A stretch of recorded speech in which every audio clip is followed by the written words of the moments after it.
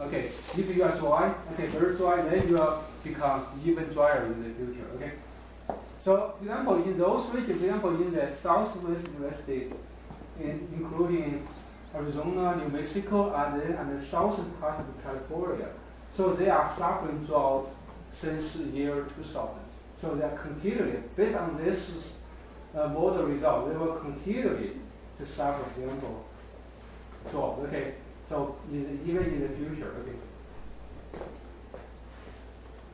So given the window, for example, given the change in temperature and precipitation and also the evapotranspiration, then we expect that will cause a change in dryland. So we are using an aridity index.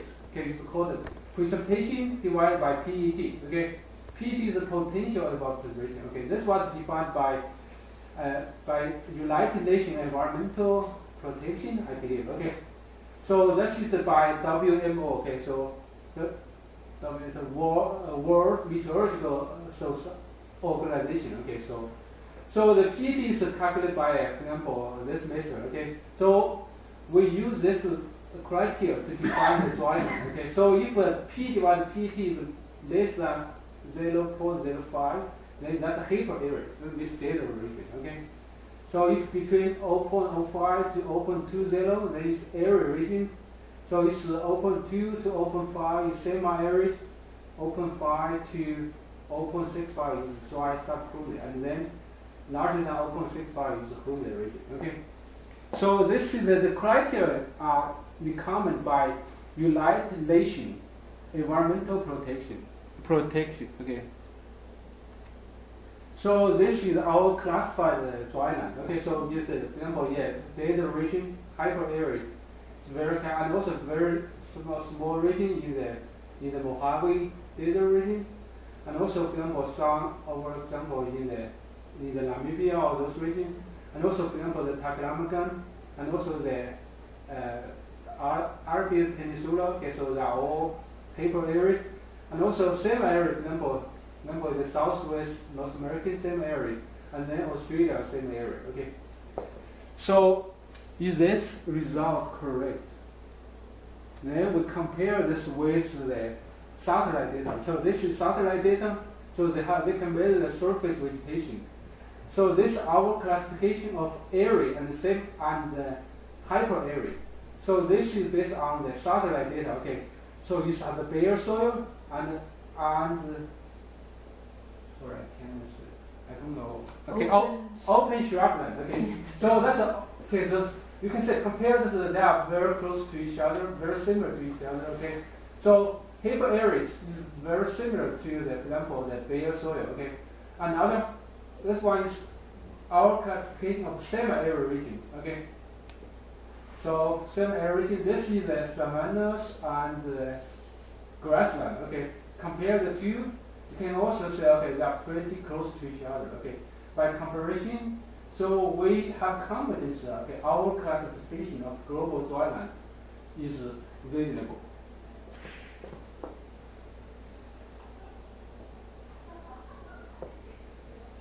So this is the change. For example, the surface temperature I showed you before. This change in precipitation I showed you before. So this is change in the potential evapotranspiration. So they're everywhere are increasing. So this is a change in the P divided PET, the aridity index, which is a majority region. Okay, we say will become more will become drier condition. Okay, so this kind of condition will lead to change in the dryland. Okay, so this is our classified change in global dryland. So we can see that the hyper area is moving north, expanding, moving north. And also for that, if you focus on this, okay, and for example, the Australia, you can take it for the Africa region, okay, here, they're increasing, right? Usually increase, okay, you can see that. And also for the Mediterranean region, you can see, very easily see that, okay.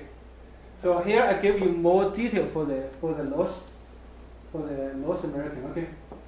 We can use this, okay, this is desert region, okay, where will be expand, okay. For the area region, for example, now only cover, for example, half of Arizona and part of New Mexico, but by the end of the century, we are expect to cover most of the Arizona and even the west side of Texas. And then this will also expand to about eastward, about 2 degrees east, okay? So same area, okay, increase 2 degrees east, okay? And of course, Arkansas is still good, okay? This is but you know, for people in the southwest, they will suffer, okay?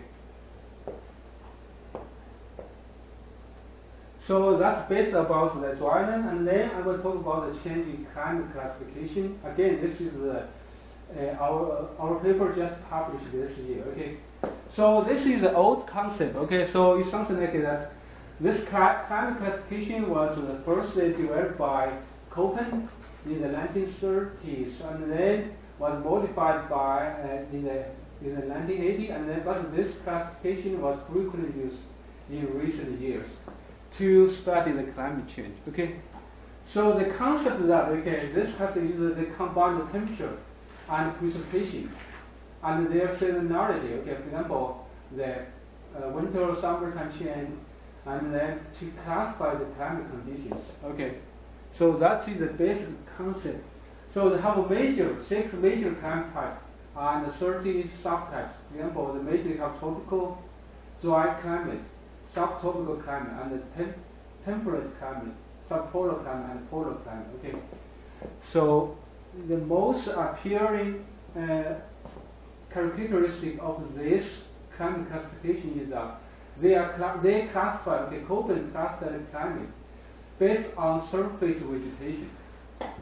So each climate type is associated with certain prevailing vegetation type. Okay. So I also don't expect you to read this, but just for example, there are several types. Okay, there are some. For example, this is example for this type. They are associated with tropical. Okay, AR they are associated with rainy.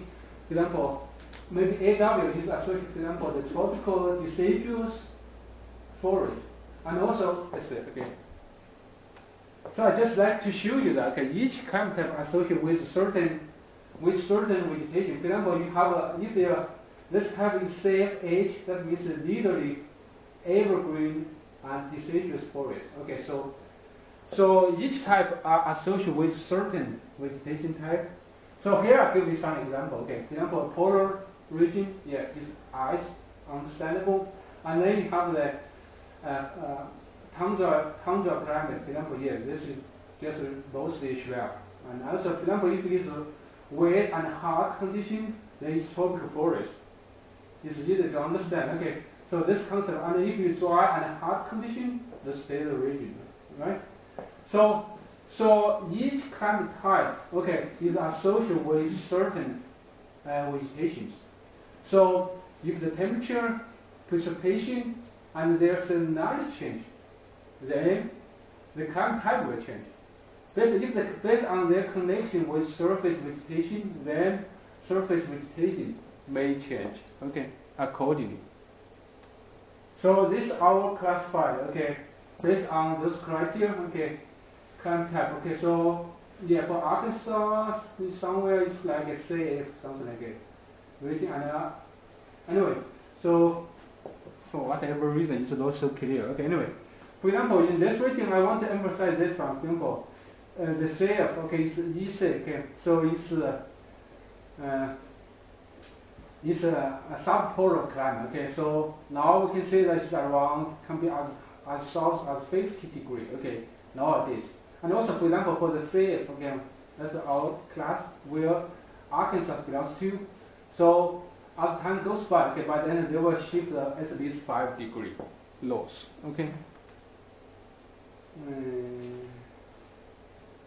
Yes. So look here. This is the east. So now 50 degrees, but by the end of the century, mostly loss of 60 degrees. And then, for example, for this one, CF climate, and then move at least 5 degrees to cover the something from the Arkansas to move to Nebraska. So, and also you can see that's a dry land, okay, so you can see that I also move northward, okay. So, for example, for the Australia also expanding. So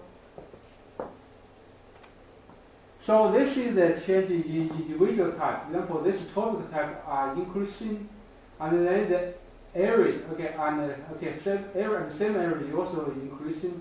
So this is what blue line is for the business as usual scenario, okay, and also the red line is a red. Okay, the green is for the observation, okay. So anyway, for example, but for the subtropical are decreasing, and also for temperate climate is also increasing, but for subpolar and polar climate are decreasing, especially for the polar climate, that decreasing for almost 60%, okay, under business as usual scenario. Even under stabilized scenario, they will decrease about 40%. Anyway. So we can also measure, for example, the change in climate type. Okay. So, for example, what do we do? For example, we have the map. For example, we have a map for the based on the 1961 to 1990. So I also have a map for the by the end of the century. Okay. So I compare the two maps. Then I can identify which region their climate type are changed. Okay, so this is the region, shows the region where the climate type are changed. Okay, so we compare the type over the 2071 to 2100 to the 1961 to 1990 to identify the changed region. So if a region that have different type, okay, by the end of the century compared to 61 to 1990, we say okay, they have a major change. Okay, major type change. This one is a soft type change. Okay, for example, the change from one, for example, Dryland, that can change from same area to area region. Okay, something like this. It's called soft type. Okay, all added together. Okay, so we can say that this climate type will change in 46% of the land. Will change to a different climate type. What does that mean? Based on the result, okay, because each climate type are associated with certain vegetation, that means that the surface vegetation in about 46% of the land, okay, their surface vegetation may change to a different one. I hope I am wrong, okay. I really hope I'm wrong. If that becomes reality, then our grandchildren, okay, they may live in a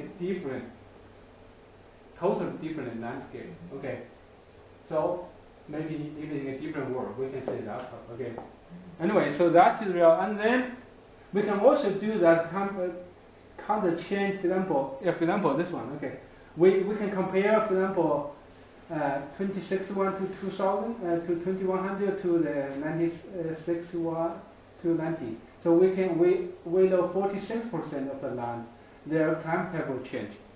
We can also do that for individual year. Okay, so we compare the type during, for example, 1900 to 2100, and then for each year, for example, we have the KT type, and compare to the baseline. Okay, we call the 1961 to 1990 to identify the change regions. So this is what we have. Okay. So those anyway, so the blue line is based on the business as usual, and then the red line is based on the stabilized scenario, and then those two lines, okay, are based on observations. Overall, for example, the model underestimate change because the model underestimate the change in precipitation. Okay, so by the end of the century, we know about 46%, okay, of the global land area, their climate type will change, okay, under business as usual scenario. So it's about 31% for stabilized scenario.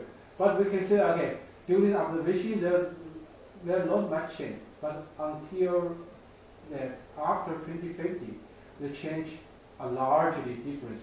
Okay, for example, over 25% of the land will change. Okay. So because those type windows, they have two. Okay, so which factor window, for example, the temperature and precipitation, they are controlling factor. Okay, causing the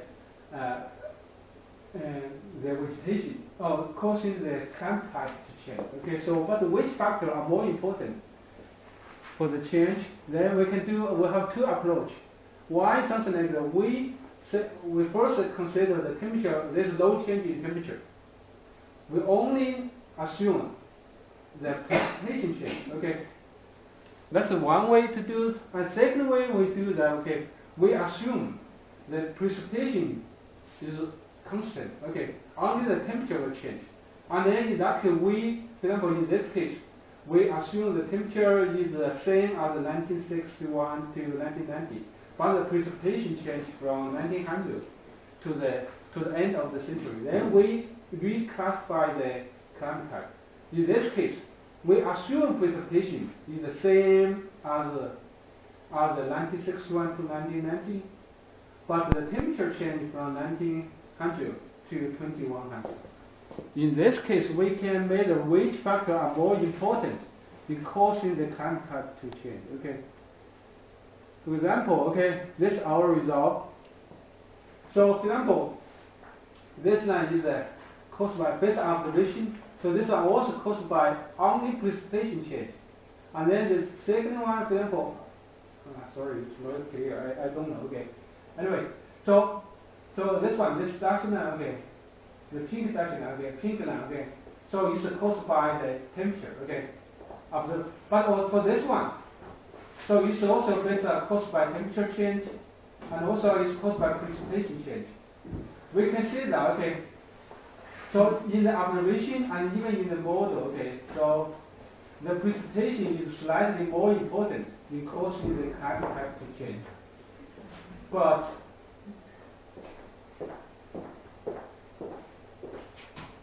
okay, that's better. Okay. But for example, in the future, so the temperature become more and more important. Okay. You can see that temperature become more and more important. By the end of the century, the temperature is about 2 to 3 times can cause the temperature is about 2 times more important compared to precipitation. So the precipitation is slightly more important in causing the climate type change during the instrumental period. But the temperature, okay, is more important in the future because in the future the temperature warming, okay, become more and more aware, okay, in the futures. So take our point. So climate change is real. Global warming doesn't mean Arkansas warming. It doesn't mean warming everywhere. It also doesn't mean every year should be warmer than years before. Okay. So Arkansas may face a warmer and drier future. Frequency of extreme rainfall and hot days may increase. So this all IPCC model, okay, projects increasing temperatures over the global land area. The annual precipitation is projected to increase over the high latitude, but decrease projected in the subtropical, includes the southwest North American Mediterranean region.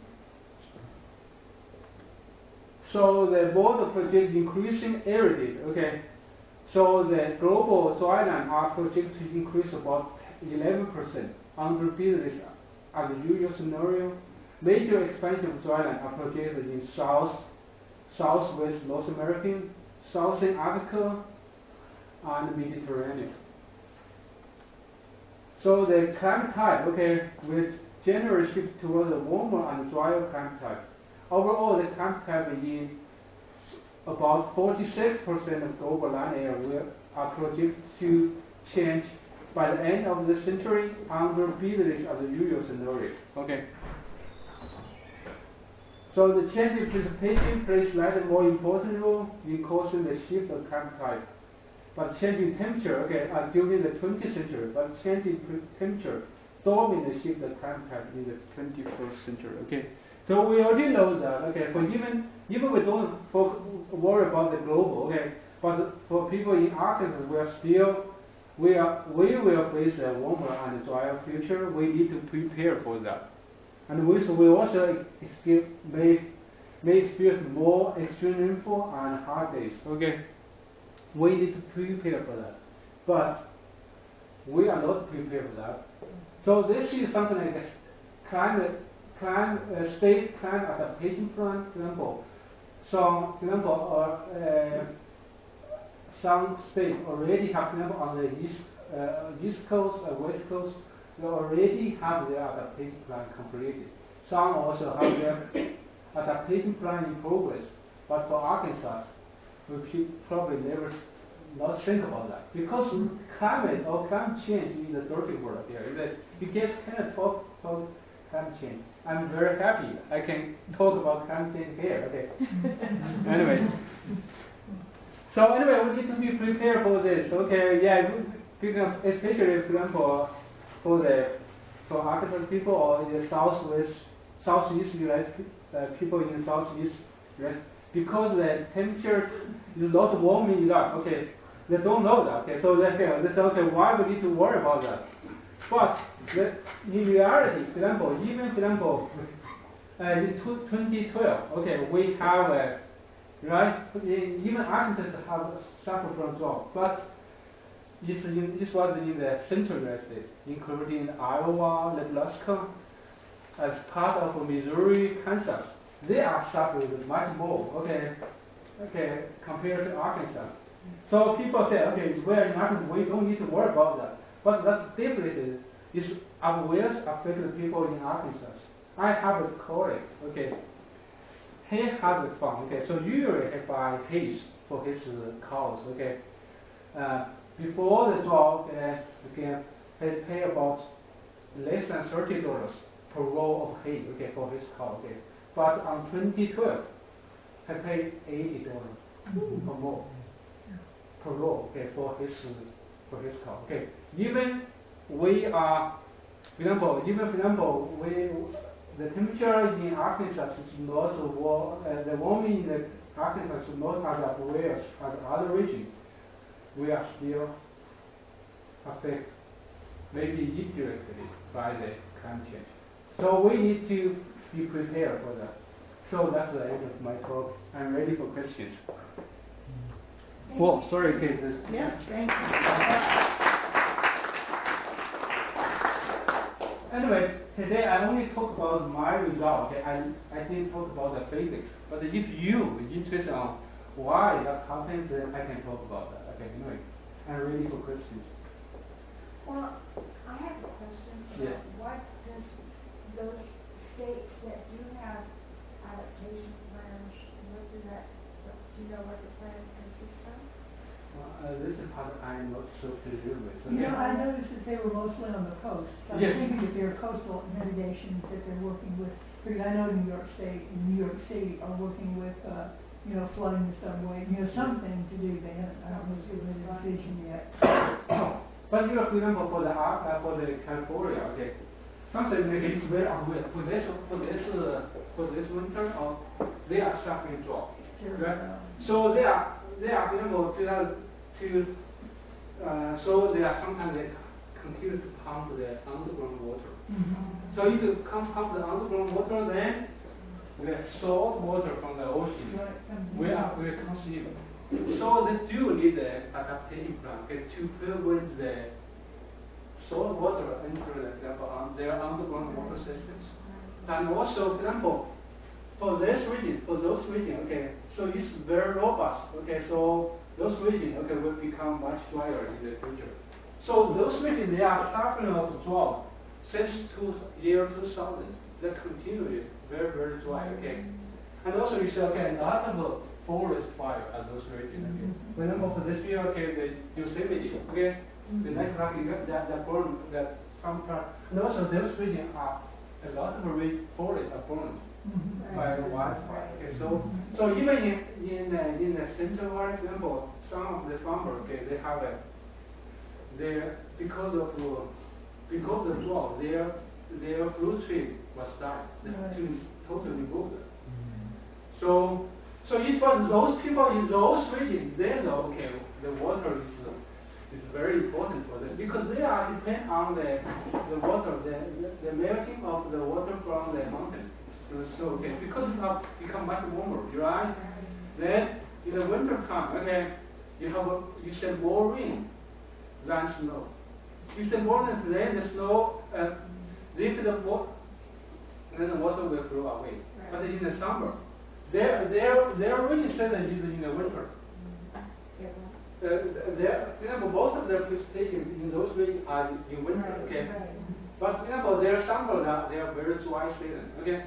So they depend on the melting of snow, okay? In summer, for irrigation, and also for community use, okay? But if the for example temperature become much warmer, then if there's snow in the mountain, those snows melt in the summer. Yeah, right. So they were suffering, okay? So in those regions, they were suffering, okay? They know they really care about the water and the climate and everything. So even for example, so for those regions, okay, for those states, they spend a lot of money on climate change. Okay. Yes. I don't know if you've ever heard of this climatologist, but I lived in Texas for quite a few years before I came here, and yes. And back in the 1980s, he yes. wrote a paper, and actually I'm amazed, not that much information was available, but what he wrote had a big influence on where I decided to buy land, and there are many different reasons. Where could I afford to buy land, and I needed a place that was relatively isolated and not really expensive to purchase land. And it was a guy, now, he was really considered very fringe back then. His name was Ben Browning. Have you heard of him? This is the 1980s, and he predicted all of this except this big variability in the precipitation. Now, he did predict about the dryer and all that stuff. Now, he was a guy that studied the cliff-dwelling people, the Aztecs in the Yucatan. Yes, somewhere over there, really? No, down in, off of Mexico, off of their east coast. Okay. There's a area, the Yucatan Peninsula. Okay. And at one time, I don't even know how many years ago, but probably 1,000 years ago, okay. the Aztecs died out in this area. He studied the corn and how over years of time it became less and less. You could see what the ears looked like, and they became smaller and smaller. Yes. And he was the one that figured out that the reason they died out in this entire, very large cliff-dwelling community was climate change. Yes. And he predicted that this was going to happen again, but because of modern pollution, it was going to be much worse. Okay. And he talked about, now see, I don't even remember a lot of his terminology, but he did talk about how we could get sent into a time period of global freezing temperatures if this major ocean current that is off of, I believe, Greenland area, and it's fed into by ice melting. Yes.